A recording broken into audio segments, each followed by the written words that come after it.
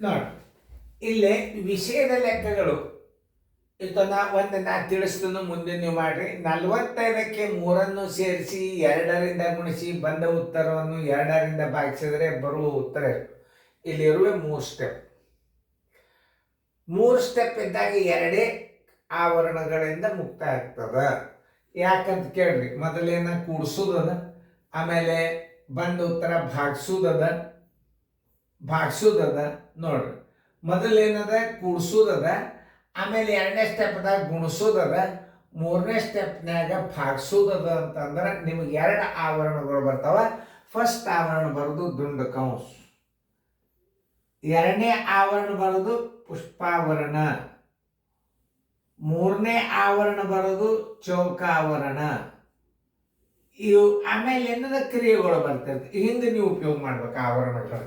ಅಂದ್ರೆ ಅವ್ರು ಕೇಳಿದಂಗೆ ಉತ್ತರ ಬರ್ತಾವೆ. ನೀವು ಡೈರೆಕ್ಟ್ ಆಗಿ ನೀವು 45ಕ್ಕೆ 30 ಕೂಡಿಸಿ 2ರಿಂದ ಗುಣಿಸಿ ಹಾಕಿದರೆ ಅಂದ್ರೆ ರಾಂಗ್ ಆಗಿಬಿಡ್ತವೆ.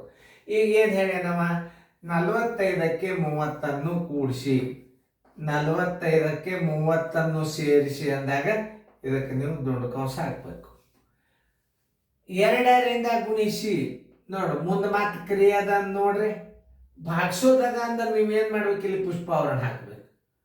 ನೋಡಿ, ಮುಂದೆ ಏನು ಹೇಳ, 2ರಿಂದ ಭಾಗಿಸಿ ಅಂದ್ರೆ ಮುಂದೆ ಯಾವುವು ಇಲ್ಲಿನ ಕ್ರಿಯೆ ಲಾಸ್ಟ್ ಮುಗಿತು. ಈಗ ನಿಮ್ಮ ಉತ್ತರ ಪ್ರಕಾರ ನೀವು ಮೊದಲು ದುಂಡು ಕಂಸ ಬಿಡಿಸ್ಕೋಬೇಕು. 45 + 30 = 75. ಪುಷ್ಪಾವರಣ ಹೋಯ್ತು. ಈ ಪುಷ್ಪಾವರಣ ಇದರಾಗ ದುಂಡು ಕಂಸ ಹೋಯ್ತು.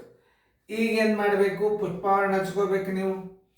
ಏನು 70 × 2 ಪುಷ್ಪಾವರಣ ಪೂರ್ತಿ ಭಾಗಿಲೆ 2 ಅಂದ್ರೆ ನೀವು ಈ ಕ್ರಿಯೆನ ಮೊದಲು ಬಿಡಿಸ್ಕೋಬೇಕು. 75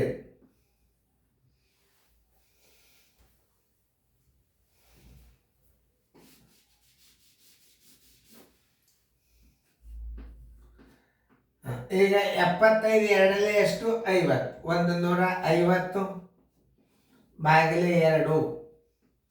ಈಗ ಲಾಸ್ಟಕ್ಕೆ ನೀವು 150ಕ್ಕೆ 2ರಲ್ಲಿ ಭಾಗಿಸಿದ್ರೆ ಏನು ಬರ್ತದೆ, 75 ಉತ್ತರ ಬರ್ತದೆ. ಉತ್ತರ ಸಂಖ್ಯೆ ಎಲ್ಲದ ನೋಡಿ, ಬಿ. ಇಂಥ ಕ್ರಿಯೆಗಳನ್ನು ಕೊಟ್ಟಿಂದ ನೀವು ಹೆಂಗ ಆವರಣಗಳನ್ನು ಹಾಕಬೇಕು ಅನ್ನೋದು ನೀವು ತಿಳ್ಕೊಂಡಾಗತ್ತಿ. ನೋಡಿ, ಫಸ್ಟ್ ಯಾವ ಕ್ರಿಯೆಯನ್ನು ಬಂದು ಉತ್ತರಕ್ಕೆ ನಾವು ಹೆಂಗೆ ಹಾಕೋತ ಹೋಗ್ಬೇಕು, ಹಿಂಗೆ ಗಣಿತಗಳನ್ನು ನೀವು ಕಲಿಬೇಕು. ಅದನ್ನು ಮುಂದಿನೊಂದು ಉದಾಹರಣೆ ಕೊಟ್ಟನು ಮಾಡಿ. 80ಕ್ಕೆ 20 ಸೇರಿಸಿ 25 ಋಣಿಸಿ ಬಂದ ಉತ್ತರವನ್ನು 5ರಿಂದ ಭಾಗಿಸಿ ಬಂದ ಉತ್ತರಕ್ಕೆ 4ರಿಂದ ಗುಣಿಸಿದಾಗ ದೊರೆಯುವ ಉತ್ತರ ಎಷ್ಟು? ಫಸ್ಟ್ ಸಮಸ್ಯೆಗೆ ನೀವು ಮಾಡಬೇಕಾದದ್ದು ದುಂಡ ಕಂಸ, ಆಮೇಲೆ ಪುಷ್ಪಾವರಣ, ಆಮೇಲೆ ಚೌಕಾವರಣ, ಆಮೇಲೆ ಕ್ರಿಯೆಗಳು ಮುಗಿತಾವ. ಚಂದ ಅದಕ್ಕಿಂತಲೂ ಹೆಚ್ಚಿಗೆ ಕೊಡೋದು. ಆಮೇಲೆ ಬಾರ್ ಬರ್ತದೆ. ಆಮೇಲೆ ಏನು ಹೇಳಿದ್ರೆ, ನೀವು ಬಿಡಿಸೋದಾಯ್ತು ಅಂತಂದ್ರೆ ವಿಡಿಯೋ ಮ್ಯೂಟ್ ಮಾಡ್ರಿ. ಈಗ ಮ್ಯೂಟ್ ಮಾಡಿ ಬಿಡಿಸ್ರಿ. ಬಿಡಿಸೋದಾಯ್ತು ವಿಡಿಯೋ ಆನ್ ಮಾಡಿ ನಾ ಬಂದು ತಿಳಿಸ್ತೇನೆ. ನೋಡಿ, 80ಕ್ಕೆ 20 ಸೇರಿಸಿ, ಓಕೆ, 80ಕ್ಕೆ 20 ಸೇರಿಸಿ ಅಂದಂದ್ರೆ ಏನು ಮಾಡ್ಬೇಕು, ಇದಕ್ಕೆ ದುಂಡು ಕಂಸ ಹಾಕೋರಿ. ಮುಂದೋದ್ರಿ, 25 ಋಣಿಸಿ 25 ಋಣಿಸಿ ಅಂದ್ರೆ ಏನು, 25 ಕಳೀರಿ, ಋಣಿಸಿ ಬಂದ ಉತ್ತರವನ್ನು ನೋಡು. ಮತ್ತೇನು ಮುಂದೆ ಕ್ರಿಯೆವ ಅಂದ್ರೆ ಏನು ಮಾಡಬೇಕು, ಪುಷ್ಪಾವರಣ ಹಾಕೋರಿ. ಮತ್ತೋಕೆ ಮುಂದೆ ಕ್ರಿಯೆಯವಲ್ಲ, 25 ಋಣಿಸಿ 5ರಿಂದ ಭಾಗಿಸಿ, 5ರಿಂದ ಭಾಗಿಸಿ, ಓಕೆ, 4 ಭಾಗಿಸಿ ಬಂದ ಉತ್ತರಕ್ಕೆ ಏನು ಹೇಳ ನೋಡ್ರಿ.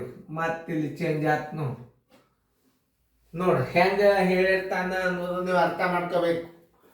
ಯಾಕಂದ್ರೆ ಇಂಥವು ನೀವು ಲೆಕ್ಕಗಳು ಬಂದು ಅಂದ್ರೆ ಸರಳ ಬಂದಂಗೆ ಸಮೀಕರಣದಲ್ಲಿ ಬರೆಯರಿ ಅಂತ ಹೇಳ್ತಿರ್ತಾನೆ ಒಳಗೊಮ್ಮೆ ನಾವು. 5ರಿಂದ ಭಾಗಿಸಿ ಬಂದ ಉತ್ತರಕ್ಕೆ 4ರಿಂದ ಗುಣಿಸಿ. ನೋಡಿ, ಮುಂದೆ ಕ್ರಿಯೆ ಇಲ್ಲೀಗ ಬರೋಬ್ಬರಿ ಎಷ್ಟು, ಮುಂದೆ ಕ್ರಿಯೆ ಇಲ್ಲ ಅಂದ್ರೆ ಬರೋಬ್ಬರಿ ಎಷ್ಟು. ಇದನ್ನು ಹಾಕೋದು ಮರ್ತಂದು ನಾನು ಇರಲಿ.